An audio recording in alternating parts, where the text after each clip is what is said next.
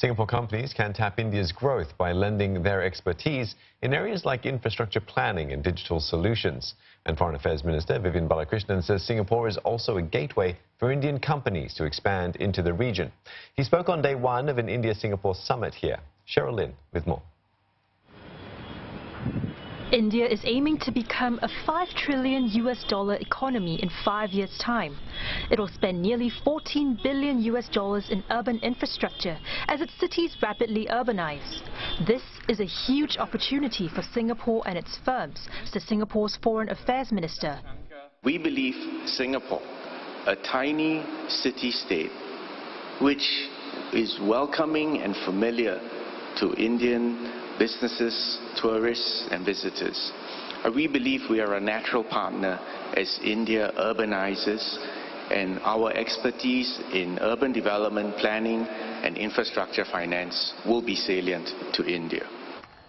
India recently named water conservation as a priority, and Singapore's water expertise may come in handy. In fact, Dr. Balakrishnan says no country understands the sanctity of water as much as Singapore.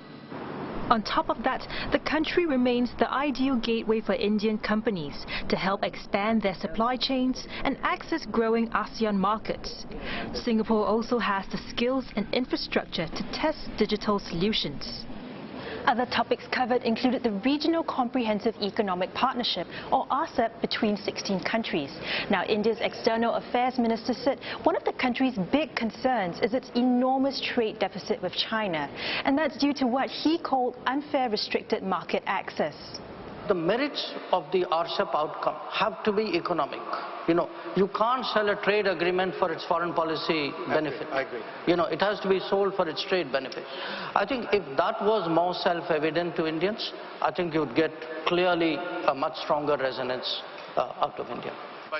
In response, Dr. Balakrishnan emphasized that if fair rules can be sorted out, there is enormous opportunity in what would be the center of gravity in the Indo-Pacific.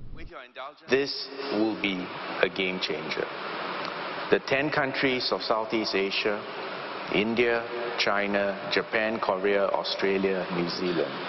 This would be the mother of all trade agreements.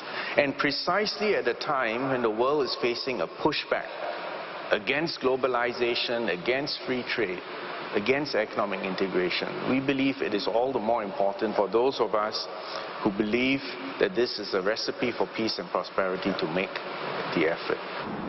Countries have pledged to conclude the deal by the end of the year. As part of today's summit, a gala dinner was held with Senior Minister and Coordinating Minister for National Security, Chee Hean, as the guest of honour. Indian External Affairs Minister Dr. S. Jaishankar was also there.